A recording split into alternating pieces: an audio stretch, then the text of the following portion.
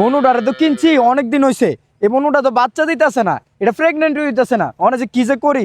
বনু তুমি কি আমার লগে রাগ করছো নাকি? মনু আমি কি তোমার আদর করি না? তুমি তো বনু, তো বনু হইলে তুমি বাচ্চা দিতেছো নাকি লাগে? খারো আমি ডাক্তারের ফোন দিতেছি। তুমি খারো। गोलमाल है भाई सब गोलमाल है।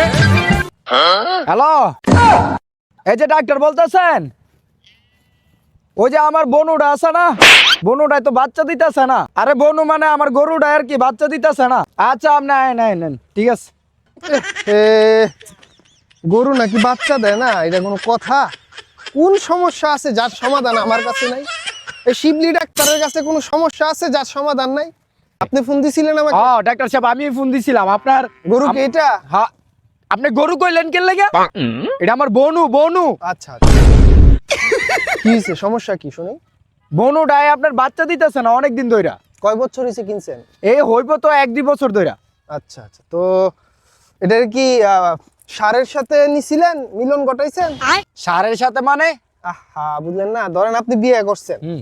মানে আপনি থাকেন উত্তরের ঘরে, বউ থাকে দক্ষিণের ঘরে, তাহলে কি বাচ্চা হইব? না। তো এই গরুর এত সারের কাছে না নিলে বাচ্চা হইব না। বুঝছেন ব্যাপারটা? হ্যাঁ বুঝছি, এখন করণীয় কি? এখন করণীয় একটা আছে। যেহেতু 2 বছর ধরে বাচ্চা দেয় না, আমার বাসায় একটা ষাঁড় গরু আছে, ওইটারে দিয়া যামু। ঠিক আছে, আশা করি আপনার সমস্যার সমাধান হবে। বুঝছেন? সত্যি? 100%। আমি শিবলি ডাক্তার, আজকে 30 বছর ধরে ডাক্তারি করি।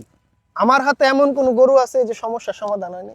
তাহলে জলদি করেন। ওকে, আমার একটু সময় দেন, আমি গরুটারে নিয়ে আসতেছি। আচ্ছা ঠিক আছে।